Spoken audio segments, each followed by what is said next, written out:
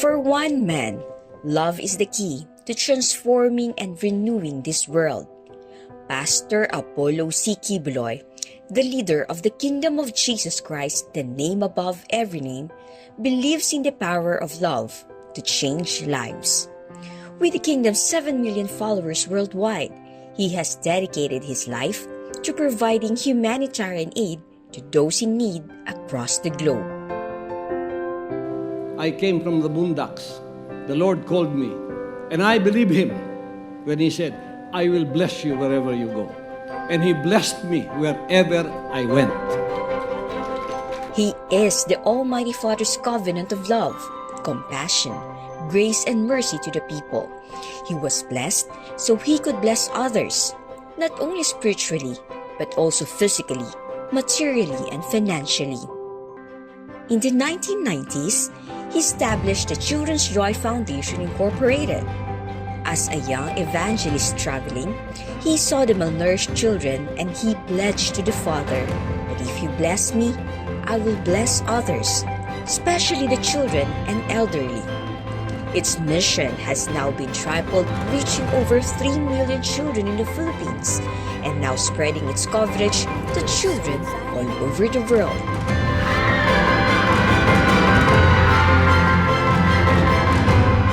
Children's Joy Foundation has always exceeded everything that we expected. In order to cater to the education needs, beside the residential care programs and providing their basic necessities of food and shelter, Pastor Apollo established his own school, the Jose Maria College, in which 70% of its students are beneficiaries of his Gift of Education program. Remains one of the top schools in the Philippines, providing assured, consistent, quality education which has remained the same for years. When bureaucratic obstacles and regulations prevent much-needed aid and supplies from reaching areas affected by calamities in the Philippines, Pastor Apollo, for his different humanitarian organizations, are often the first to respond. Using his own resources and funds, Pastor Apollo, together with the selfless volunteers, work tirelessly to provide relief and support to those in need. Salamat po sa biyaya tinanggap namin sa araw na ito. First time lang po namin nakatikim ng ganitong relief na kahit marami. Nagaling po kayo, Pastor. Through the Sunshine Philippines movement, he's at the forefront of the restoration of the Almighty Father's creation by initiating cleanup drives on filthy waterways and coastlines and planting trees.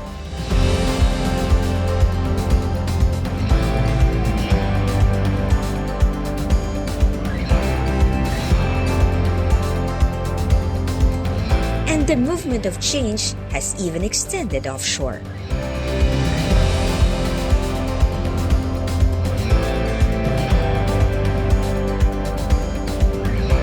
The Keepers Club International was created by Pastor Apollo to keep young people away from vices, drugs, and gangs, providing them with safe venue to hone their skills in music, sports, and a friendly family environment. His love for the young people as he began serving the Lord after graduating from Bible college, no time was wasted. All of his productive years were dedicated for the salvation of souls for the Almighty Father. Magakalag mo dool og sila makabaton sa kaluwasan. There is a happy land of promise that the Lord has reserved for us. Through the power of Sunshine Media Network International or SMNI, Pastor Apollo has been able to amplify his message of change. SMNI serves as a powerful sounding board that uplifts the good, exposes injustices, and unites people under the banner of love for God and country. I am for nation building. Ang pinapanigan namin, katotohanan, kabutihan, at pagpapaunlad. We can be not only nationally but internationally competitive with any other nation in the world.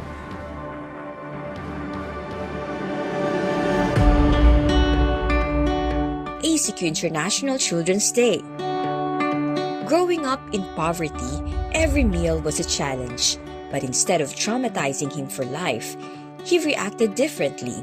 Pastor Apollo shared his blessings with others. Instead of thinking of himself, he dedicated his birthday as the adopted birthday of underprivileged children.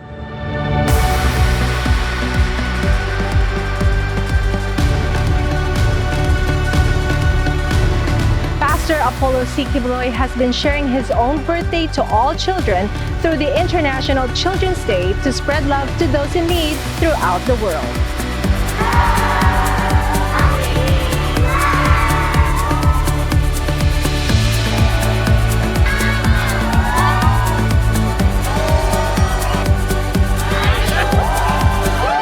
On Pastor Apollo's 72nd birthday, which was on April 25, 2022, he received a revelation that Psalm 72 would be fulfilled. Specifically, he was directed by the Father to defend the afflicted among the people and to save the children of the needy, so that the righteous may flourish and prosperity may abound.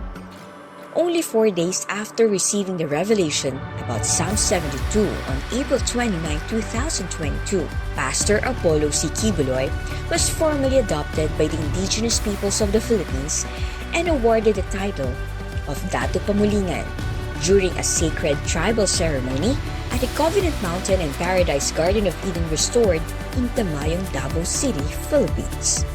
Within how many years tayo mga tribo kung tingnan natin, andyan tayo sa mga pagdaog-daog, biktima ta, daghan nga matay. Even si Pastor Quiboloy makitaan nato sa iyang telebisyon. Nagapanghimaraot sa mga tao nga nagdaot mismo sa atua. Nagguba sa atong kultura o nagguba sa atong kinabuhi. Siya mismo nangunay niya na.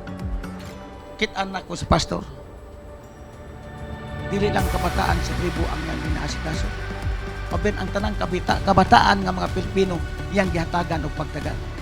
The Mindanao Indigenous Peoples Conference for Peace and Development conferred the honorary title of Datu Pamulingan upon Pastor Apollo C. Quiboloy in recognition of his unwavering love and dedicated service to the indigenous peoples of the Philippines. The term Pamulingan comes from the Obu Manuvu language and means one who possesses a discerning spirit and divine gift from God. In Obu Manuvu culture, Pamulingan is also associated with a spirit from God that is believed to be responsible for creating fire, rain, and other natural phenomena. Furthermore, Pastor Apollo's words are considered to be miraculous pronouncements that come to fulfillment.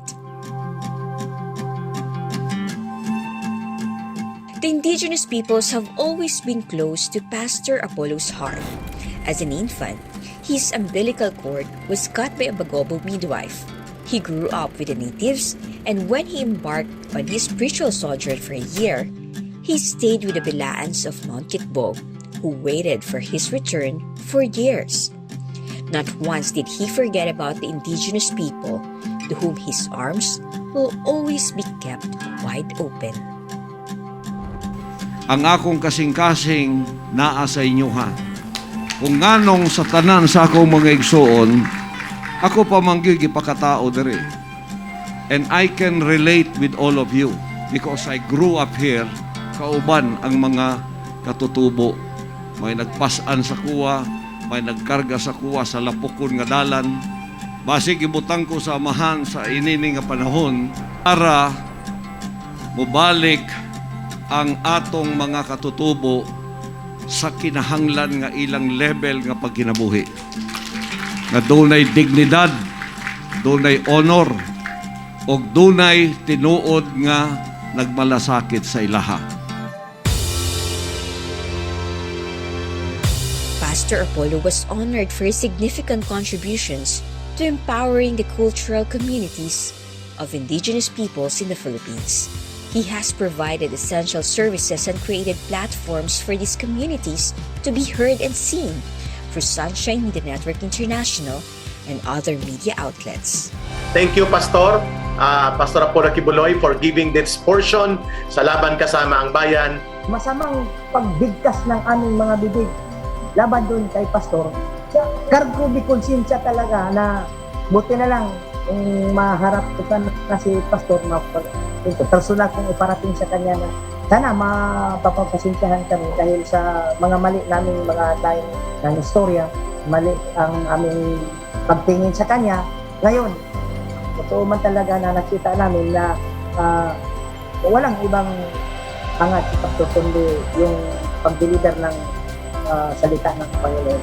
Minsan nanonood din ako sa programa niya, para bang nakukonsensya na rin talaga. You can only defeat darkness by light. That's why the sun is the light of the world. You cannot defeat the spirit of hate by a greater hate. You can only defeat hate by love. You cannot defeat bitterness with bitterness. You can defeat bitterness by kindness. This is the kingdom of heaven on earth waging battle against the darkness. I bring light. Despite having consistently supported the indigenous peoples of the Philippines for many years, Pastor Apollo took his newly vested title seriously and spearheaded the creation of a new non-government organization, the United Indigenous Peoples Heritage of the Philippines, or UniPhil.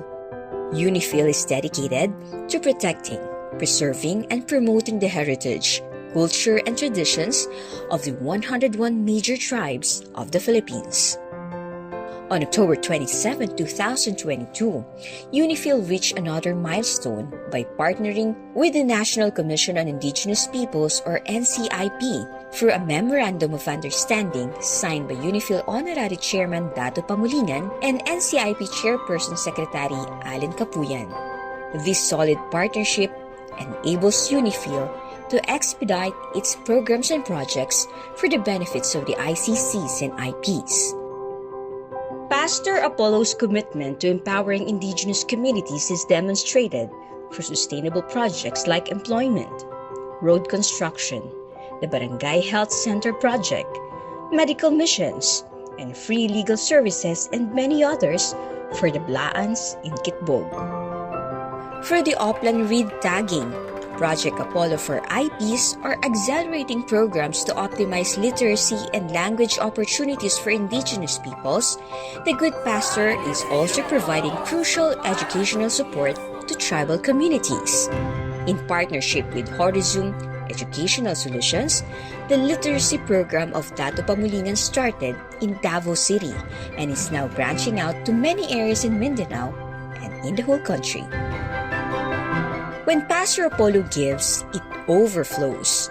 Just like how the Bagobo Tagabawa communities in Barangay Goma, Digo City received truckloads of blessings for 4 consecutive days from Datu Pamulingan for its different humanitarian organizations.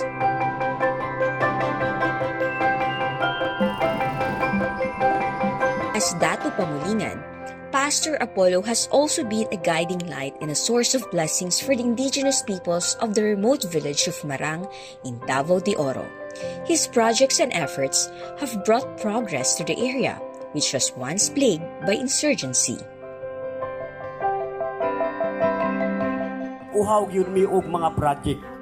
May tungod sa una, nga daghan ang kakulian sa among pagpamuyo. Tanan kalasangan, walay lubi bisag isa.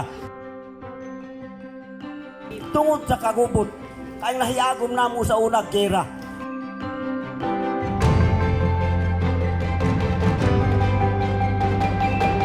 Salamat kayo, Pastor, tungod sa imong gihimo din sa amo sa Sitio Marang. Ang tanan tagat mga tao dinhi nagpasalamat kanimo tungod kay gihatagan nimo ang kahayag ang mga tao dinhi. Ikaw ang among suga na nakaabot dinhi nga para sa among kaugmaon ug ang among pagpuyo dinhi nga maayo. Ako tayo nalipay ni kadakat inyong nadala.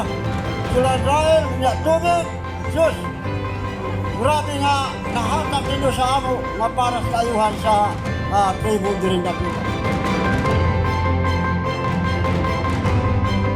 So mag-iusa ta atong suportahan nga project kay alang ni sa ato.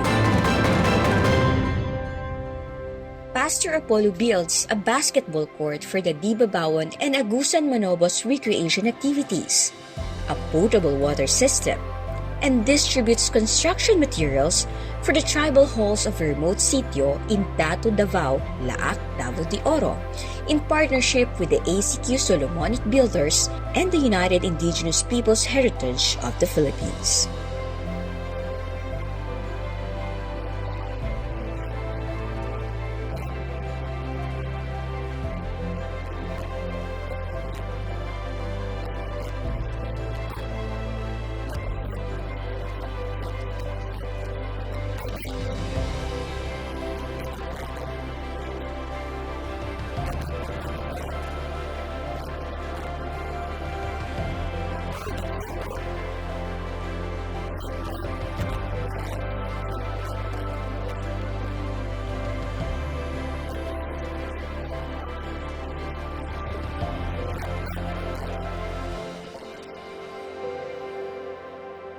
Pastor Apollo as Datu Pamulingan is indeed God's gift to humanity, as he is deeply committed to helping not just Indigenous Filipinos, but the people in need wherever in the world. Throughout all the world.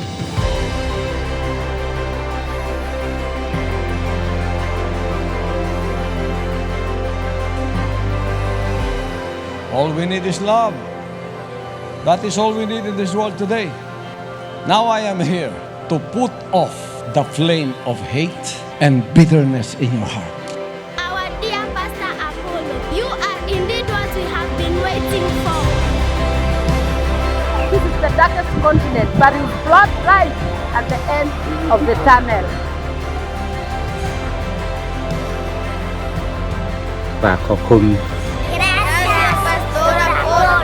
If you cannot find love in your community, come to the kingdom. Find me. Find me. Because my heart is full of love. I am commanded to love all of you.